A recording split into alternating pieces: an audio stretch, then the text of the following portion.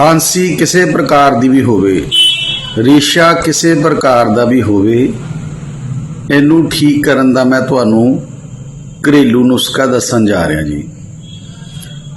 तुसी काली मिर्च लैनी है जी, उन्होंने थोड़ा जिहा कुट के 1 गिलास पानी लेना जी। पानी नू तुसी उपर रख देना जी गैस से। 1 गिलास पानी नू किसी भांडे च पा के फिर तुसी उहदे च 5 कालियां मिर्चां पाणियां जी। फिर तुसी उहदे विच हल्दी जिहड़ी आ चौथा हिस्सा हल्दी दा पाना जी।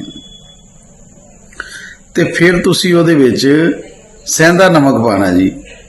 3 चीज़ां पाउण तो बाद तुहानू ये खांसी रेशा जुकाम दा जिहड़ा वा ये नुस्खा वा ये तुहाडा खांसी रेशा जुकाम बिल्कुल ठीक हो जाऊगा, बन जाएगा जी। अद्धा गिलास पानी दा रह जावे जी। 1 गिलास पानी दा तुसी रखना वा। उहदे विच ये तीनों चीज़ां पाउण तो बाद फिर तुसी जो अद्धा पानी दा गिलास रह जावे जी, स्लो सेक ते उबालना वा।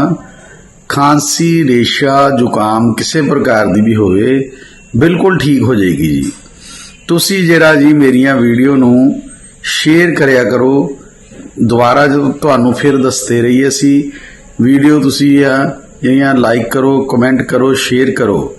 दोबारा असी फिर दसन जा रहे जी। 1 गिलास पानी दे विच कालियां मिर्चां 5, चौथा हिस्सा तुसी जरा जी इहदा हल्दी दा ते तुसी नाल सेंधा नमक पा के जी स्लो सेक ते रखना वा। ते तुसी इहदा प्रयोग करो। तुसी इहनू जदों पीण दा तरीका दसदे जी तुहानू। इनू पक्खा चलाण तो बिना जी तुसी इनू जिहड़ा वा इहदा प्रयोग करना। फिर तुसी इनू फिर पीना 10 मिनट तक तुसी पक्खा कूलर एसी बंद करके पीना जी। धन्नवाद करदा जी मैं आपदा। जय हिंद।